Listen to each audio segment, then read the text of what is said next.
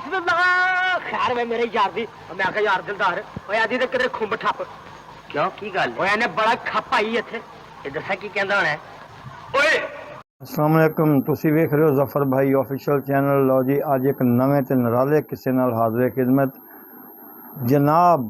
तुसी जड़े ना सखावत दे वाक़यात सुल्तान रई साहब दे पहले बड़े सुने होणगे और अगे भी बहुत हैगे आ, लेकिन अज दा जड़ा ना सखावत दा वाक़या वो भी एक पुराने एक्टर ऐसे एक्टर कि जिन्हां ने समझ लवो कि पंजाबी सिनेमा दे अंदर और जिमें कि एक्शन और शुरू करने वाले। हाँ जी, अकमल साहब दी एक फिल्म के सैट के दौरान फिल्म के सैट के उत्ते बैठे सी कि एक फरियादी औरत आ गई। उस फरियादी औरत ने आन के की ऐसा सवाल किया कि कोल बैठे जिन्हें भी फनकार सी ना वो हैरान रह गए और उन्होंने अकमल साहब नूं ये रोकया भी कि यार ना करिए इहो जिहा कम, ये बस हुंदे रहिंदे इहो जिहे वाक़यात। लेकिन अकमल साहब ने किसी की ऐसी कोई गल नहीं सुनी और उस फरियादी औरत नूं या जिहड़ी वो गल लैके आई उहदे नाल की सलूक कीता, ये जनाब तुहानूं वाक़या जिहड़ा ना सुणाउणा वा और थोड़ा जिहा अकमल साहब के बारे च आपां माड़ी जी हिस्टरी भी करांगे क्योंकि बहुत वड्डे फनकार सी, हिस्टरी तो उनकी बहुत वड्डी आ। लो जी आपां अपना वाक़या शुरू करते हैं। वाक़या तो पहले अगर मेरा चैनल सबसक्राइब नहीं किया तो सबसक्राइब कर लो, लाइक कर लो, शेयर कर लो, बैल भी लाजमी दबाया करो जनाब ताकि नोटिफिकेशन मिल सके। आपां अपना वाक़या 2 जनवरी 1986 का जनाब वाक़या है कि एक फिल्म की सैट के उत्ते सारे फनकार बैठे हुए सी और डायरैक्टर हैदर चौधरी साहब और मुसन्नफ हज़ीं कादरी बहुत वड्डा मुसन्नफ जनाब, बहुत एक्शन फिल्मां च उन्होंने ना कहानियाँ लिखियाँ और बड़ियां सॉलिड किस्म दी कहानियाँ। मकसद है कि जनाब वो जी फिल्म सी ना, फिल्म का नाम सी रोटी। ठीक है जी, वो फिल्म बन रही सी ते उस सैट के उत्ते बैठिया होया ना मकसद ये कि अकमल साहब ने जो वाक़या पेश आया उस सैट के उत्ते आया। वाक़या जनाब जरा सी ना वो तो मैं दसदा तुहानूं, लेकिन थोड़ा जिहा तुहानूं ना मैं दसां कि यार जरा ना ये पैसा दौलत ये कोई आम चीज़ नहीं है। इनू कमान लग्या भी टाइम लगता तो खर्च करन लग्या जे खर्च करो तो 5 मिनट लगते आ, लेकिन जे फिर अल्लाह की राह ते खर्च करो सदका खैरात करो फिर तो सुभान अल्लाह। लेकिन वो बहुत मुश्किल काम आ। बड़े बड़े चौधरी ते बड़े बड़े सेठ देखे आ, लेकिन पैसे के हिसाब जो अल्लाह की राह ते देने का टाइम आता ना उन्होंने पता नहीं हत्थ कंब जाते हैं, उन्होंने सारा साकता खराब हो जाता वा।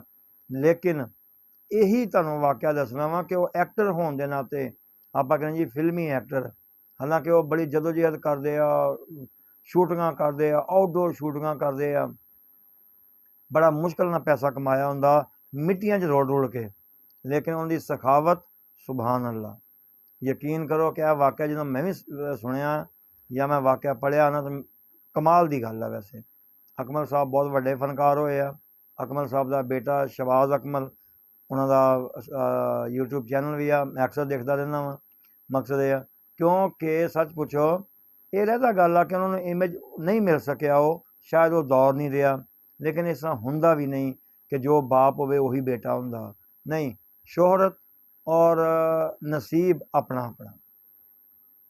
यही जनाब गल करनी आ कि जिहड़ी ये फिल्म सी ना रोटी, ये कहंदे आ कि वेखो बेसिक गल है भी ये आ कि उन्हां दी वफात तो बाद रिलीज़ होई है तो उस तो बाद जो रिलीज़ हुई है कहंदे लोगों का जनाजे च रश ते लोगों का अफसोस करना ते लोगों ने जिहड़ा उत्थे ना महसूस किया जिवें उनका पता नहीं वो घर का फर्द ही जिहड़ा ना दुनिया चला गया, वो ऐसा आदमी सी जनाब। तो चलो जी मरना तो सब नहीं आ, कोई जल्दी चला गया, कोई अपने टाइम ते चला गया, कोई बुढ़ापे चला गया, लेकिन अज आप वाक़या शेयर करना आप अफसरदगी वाली गल कोई नहीं करनी। वो सैट ते बैठे सी जनाब कि जदों ना वाक़या होया कि एक औरत आई, उन्होंने पिछों इजाज़त लैंदी हुई कि मैं अकमल नूं मिलना वा तो उन्होंने कहा भी यार कोई बुढ़ी माई आ, हो सकता की काम आ असीं रोकीए कोई मामला खड़ा होवे। उन्होंने जान दिता ਕਹਿੰਦੇ ਅਕਮਲ ਸਾਹਿਬ ਆਪਣੇ ਸਾਰੇ ਨਾ ਗਰੁੱਪ ਨਾਲ ਬੈਠੇ ਹੋਏ ਸੀ, ਜਿੰਜ ਜੱਗੀ ਮਲਕ ਵਗੈਰਾ ਸਾਰੇ ਸੀ। ਲੇਕਿਨ ਜਾ ਕੇ ਜਦੋਂ ਉਹਨੇ ਫਰਿਆਦ ਕੀਤੀ ਨਾ ਕਿ ਮੈਂ ਤੁਹਾਡੀ ਸਖਾਵਤ ਬੜੀ ਸੁਣੀ ਆ ਅਤੇ ਕਿ ਤੁਸੀਂ ਲੋਕਾਂ ਦੀ ਹੈਲਪ ਕਰਦੇ ਹੋ, ਮਦਦ ਕਰਦੇ ਹੋ, ਅਤੇ ਮੈਂ ਵੀ ਇੱਕ ਸਵਾਲ ਲੈ ਕੇ ਆਈ ਹਾਂ। ਅਤੇ ਕਹਿੰਦੇ ਆ ਕਿ ਅਕਮਲ ਸਾਹਿਬ ਨੇ ਗੱਲ ਕੀਤੀ, ਅੰਮਾ ਕੀ ਗੱਲ ਆ, ਦੱਸ ਤੂੰ, ਝਿਜਕਣ ਦੀ ਜ਼ਰੂਰਤ ਨਹੀਂ ਹੈ, ਕੋਈ ਐਸੀ ਪਰੇਸ਼ਾਨੀ ਨਹੀਂ, ਤੂੰ ਗੱਲ ਕਰ, ਕੀ ਗੱਲ ਆ। ਕਹਿੰਦੇ ਆ ਕਿ ਉਸ ਵੇਲੇ ਬੈਠਿਆਂ ਹੋਇਆਂ ਉਸ ਦੌਰ 'ਚ ਫਿਲਮ ਰੋਟੀ ਜਿਹੜੀ ਸੀ ਉਹ ਤੁਸੀਂ ਦੇਖ ਲਵੋ ਕਿ ਯਾਰ ਮੈਂ ਸ਼ਾਇਦ ਸਨ ਗਲਤ ਕਹਿ ਗਿਆ ਪਿੱਛੇ, ਉਹਦਾ ਸਨ 1986 ਨਹੀਂ 1968 ਸੀ, ਠੀਕ ਆ ਜੀ। 1968 ਦੇ ਅੰਦਰ ਜਿਹੜੀ ਸੀ ਨਾ ਇਹ ਫਿਲਮ ਬਣੀ ਸੀ, ਬਸ ਗਲਤੀ ਹੋ ਗਈ ਥੋੜ੍ਹੀ ਅੱਗੇ ਪਿੱਛੇ। ਅਤੇ ਜਨਾਬ ਉਹਨੇ ਨਾ ਕਿਹਾ ਜੀ ਮੇਰੀ ਬੇਟੀਆਂ ਦੀ ਸ਼ਾਦੀ ਆ, ਮੈਂ ਇੱਕ ਬੇਟੀ ਦੀ ਸ਼ਾਦੀ ਕਰਤੀ ਹੈ, ਦੂਸਰੀ ਬੇਟੀ ਦੀ ਸ਼ਾਦੀ ਕਰਨੀ ਹੈ, ਹੁਣ ਮੇਰੇ ਕੋਲ ਅਖਰਾਜਾਤ ਨਹੀਂ ਹੈ, ਮੈਂ ਬੇਟੀ ਨੂੰ ਅਲਵਿਦਾ ਕਰਨਾ ਵਾ, ਮੇਰੇ ਕੋਲ ਕੋਈ ਨਾ ਖਾਣੇ ਦੇ ਮਾੜੇ ਮੋਟੇ ਪੈਸੇ, ਨਾ ਕੁਛ ਦੇਣ ਦੇ, ਨਾ ਕੋਈ ਕੱਪੜਾ ਲੱਤਾ, ਕੁਛ ਨਹੀਂ। ਉਸ ਵੇਲੇ ਕਹਿੰਦੇ ਆ ਕਿ ਅਕਮਲ ਸਾਹਿਬ ਫਿਲਮ ਦਾ 40,000 ਰੁਪਏ ਲੈਂਦੇ ਹੁੰਦੇ ਸੀ, ਅਤੇ 68 ਵਿੱਚ 40,000 ਰੁਪਏ ਦਾ ਸੀ ਨਾ, ਉਹ ਇਸ ਦੌਰ 'ਚ ਮੈਨੂੰ ਲੱਗਦਾ 10 ਲੱਖ ਦੇ ਬਰਾਬਰ ਸੀ। ਉਹ ਮਕਸਦ ਇਹ ਆ। ਲਓ ਜੀ ਨਾ ਉਹਨੇ ਕਿਹਾ ਅੱਛਾ ਮੈਂ ਦੱਸ ਕੀ ਗੱਲ ਆ ਤੈਨੂੰ, ਕੀ ਚਾਹੀਦਾ ਤੈਨੂੰ ਹੁਣ। ਕਹਿੰਦੇ ਮੈਨੂੰ ਇੰਨੇ ਕੁ ਪੈਸੇ ਚਾਹੀਦੇ ਆ ਕਿ ਜਿਹੜਾ ਮੇਰਾ ਗੁਜ਼ਾਰਾ ਹੋ ਜਾਏ, ਮੇਰੀ ਸ਼ਾਦੀ ਹੋ ਜਾਏ ਮੇਰੀ ਬੇਟੀ ਦੀ। ਹੁਣ ਦੇਖੋ ਜੀ ਬੇਟੀ ਦੀ ਸ਼ਾਦੀ ਤੋਂ ਜੀ ਮੇਰਾ ਖਿਆਲ 10,000 ਨਾਲ ਵੀ ਹੋ ਸਕਦੀ ਸੀ, ਜੋ ਬਹੁਤ ਅਹਿਤਮਾਮ ਕਰਦੀ 68 ਦਾ ਵਾਕਿਆ। ਅਤੇ ਅਕਮਲ ਸਾਹਿਬ ਨੇ ਕਹਿੰਦੇ ਆ ਕਿ ਐਵੇਂ ਜੇਬ 'ਚ ਹੱਥ ਮਾਰਿਆ, ਐਂ ਕੱਢਿਆ, ਸਾਰੀ ਜੇਬ 'ਚ ਜਿੰਨੇ ਪੈਸੇ ਸੀ ਉਹ ਕਹਿੰਦੇ ਕਿ 25-30,000 ਰੁਪਈਆ ਸੀ, ਉਹ ਚੁੱਕ ਕੇ ਮਾਈ ਨੂੰ ਫੜਾ ਦਿੱਤਾ। ਉਹ ਮਾਈ ਨੇ ਪੈਸੇ ਲਏ, ਅਤੇ ਜਿਨ੍ਹਾਂ ਨੇ ਕਦੀ ਕਿਤੇ ਹੈਲਪ ਲਈ ਹੋਵੇ ਨਾ, ਮਕਸਦ ਇਹ ਪ੍ਰੋਫੈਸ਼ਨਲ ਨਾ ਹੋਣ, ਉਹਦੀ ਰੌਣਕ ਵੀ ਚਿਹਰੇ ਦੀ ਫਿਰ ਆਪਣੀ ਹੁੰਦੀ ਹੈ। ਉਸ ਮਾਈ ਨੂੰ ਜਦੋਂ 25-30,000 ਰੁਪਇਆ ਮਿਲਿਆ, ਉਹਦੇ 'ਤੇ ਐਵੇਂ ਲੱਗਾ ਜਿਵੇਂ ਪਤਾ ਨਹੀਂ ਉਹ ਬੇਹੋਸ਼ ਹੋਣ ਵਾਲੀ ਹੋ ਗਈ। ਅੱਛਾ ਉਹ ਬੜੀਆਂ ਦੁਆਵਾਂ ਫਲਾਨ ਢੀਂਗ, ਅਤੇ ਨਾਲ ਜਿਹੜੇ ਬੈਠੇ ਹੋਏ ਹਜ਼ਰਾਤ ਸੀ ਨਾ, ਜੱਗੀ ਮਲਕ ਵਗੈਰਾ ਦੂਏ ਐਕਸਟਰਾ ਦੂਸਰੇ, ਉਹਨੇ ਕਿਹਾ ਯਾਰ ਆਪਣਾ ਅਕਮਲ ਸਾਹਿਬ ਕੀ ਕਰ ਰਹੇ ਹੋ ਤੁਸੀਂ, ਚੱਲ 5-7 ਹਜ਼ਾਰ ਰੁਪਇਆ ਦੇ ਦਿਓ ਤੁਸੀਂ ਉਹਨੂੰ। ਉਹ ਕਹਿੰਦਾ ਬਸ ਕਰੀ ਯਾਰ, ਕੁਛ ਨਹੀਂ ਹੁੰਦਾ, ਕੀ ਫਰਕ ਪੈਂਦਾ ਇਹਦਾ ਭਲਾ, ਇਹ ਇੰਨੇ ਕੁ ਪੈਸੇ ਚਲੋ ਜੇ ਉਹਦੇ ਕਿਤੇ ਅੱਛਾ ਕੰਮ ਆ ਜਾਣਗੇ, ਜ਼ਿਆਦਾ ਕੰਮ ਆ ਜਾਣਗੇ ਤਾਂ ਬਹੁਤ ਬਿਹਤਰ ਗੱਲ ਹੈਗੀ ਆ, ਕੀ ਫਰਕ ਪੈ ਗਿਆ। ਲਓ ਜੀ ਉਹ ਪੈਸੇ ਉਹਨੂੰ ਦੇ ਕੇ ਕਿਸੇ ਨੂੰ ਗੱਲ ਵੀ ਨਹੀਂ ਕਰਨ ਦਿੱਤੀ। ਹਾਲਾਂਕਿ ਕੁਛ ਲੋਕਾਂ ਨੇ ਕਿਸੇ ਉਸ ਦੌਰ 'ਚ ਇਹ ਵੀ ਗੱਲ ਕੀਤੀ ਕਿ ਯਾਰ ਅਕਮਲ ਸਾਹਿਬ ਤੂੰ ਆਪਣਾ ਮੁਆਵਜ਼ਾ ਕਿਉਂ ਨਹੀਂ ਬਣਾਉਂਦਾ, ਕਿਉਂਕਿ ਮੁਆਵਜ਼ਾ बढ़ा, ਕਿਉਂਕਿ ਅੱਜ ਤੇਰੀ ਮੰਗ ਆ, ਅੱਜ ਤੂੰ ਪੈਸੇ बढ़ाएगा ਤਾਂ ਲੋਕ ਦੇਣਗੇ। ਯਾਰ ਐਸੇ ਨਾਇਸ ਲੋਕ ਜਿਹੜੇ ਆ ਨਾ, ਉਹਨਾਂ ਦੀ ਵਜ੍ਹਾ ਤੋਂ ਇੰਡਸਟਰੀ ਚੱਲ ਰਹੀ ਸੀ। ਅਕਮਲ ਸਾਹਿਬ ਵਰਗੇ, ਸੁਲਤਾਨ ਰਈ ਸਾਹਿਬ ਵਰਗੇ, ਜਾਂ ਇਸ ਤਰ੍ਹਾਂ ਜਿਹੜੀ ਕੈਟਾਗਰੀ ਦੇ ਐਕਟਰ ਸੀ। ਲਓ ਜੀ ਉਹਨਾਂ ਨੇ ਪਤਾ ਕੀ ਕਿਹਾ, ਭਾਈ ਯਾਰ ਛੱਡ ਦਿਓ ਪਰਾਂ ਯਾਰ, ਸਾਡੀ ਫਿਲਮ ਇੰਡਸਟਰੀ ਤਾਂ ਅੱਗੇ ਹੀ ਕਮਜ਼ੋਰ ਹੈ ਯਾਰ, ਅੱਗੇ ਹੀ ਬੁਰਾ ਹਾਲ ਆ, ਜੇ ਮੁਆਵਜ਼ਾ बढ़ा ਦਿੱਤਾ ਅੱਲਾ ਜਾਣੇ ਪਹਿਲੇ ਕਮਜ਼ੋਰ ਹੀ ਨਾ ਹੋ ਜਾਣ। ਹਾਲਾਂਕਿ ਉਹ ਹਿੱਟ ਜਾ ਰਿਹਾ ਸੀ, ਕੋਈ ਮਸਲਾ ਹੀ ਨਹੀਂ ਸੀ। ਯਾਨੀ ਕਿ ਉਹ ਅਹਿਸਾਸ ਅਤੇ ਖਿਆਲ ਕਰਨ ਵਾਲੇ ਲੋਕ ਸੀ। ਦੇਖੋ ਜੀ ਉਹ ਖਿਆਲ ਜਿਹੜਾ ਸੀ ਨਾ, ਉਸ ਖਿਆਲ ਨੇ ਅਹਿਸਾਸ ਉਹਨਾਂ ਨੂੰ ਬਾਦਸ਼ਾਹ ਬਣਾਇਆ ਹੋਇਆ ਸੀ। ਇਹ ਜਿਹੜੇ ਵਾਕਿਆਤ ਆ ਨਾ ਜਨਾਬ, ਇਹ ਬੜੇ ਸਬਕ ਅਮੋਜ਼ ਹੁੰਦੇ ਆ, ਅਤੇ ਮੈਂ ਤੁਹਾਨੂੰ ਅੱਗੇ 2-4 ਫਨਕਾਰਾਂ ਦੇ ਵਾਕਿਆਤ ਵੀ ਦੱਸਦਾ, ਉਹ ਬੜੇ ਅਜੀਬ ਤੁਹਾਨੂੰ ਲੱਗਣਗੇ। ਜਦੋਂ ਪੈਸੇ ਦੇ ਦਿੱਤੇ ਨਾ, ਅਤੇ ਬਹੁਤ ਸਾਰੇ ਲੋਕਾਂ ਦੇ ਅਸਰਾਰ ਹੋਇਆ ਵੀ ਐਸਾ ਹੋਇਆ ਯਾਰ ਛੱਡ ਬਸ ਰਹਿਣ ਦੇ।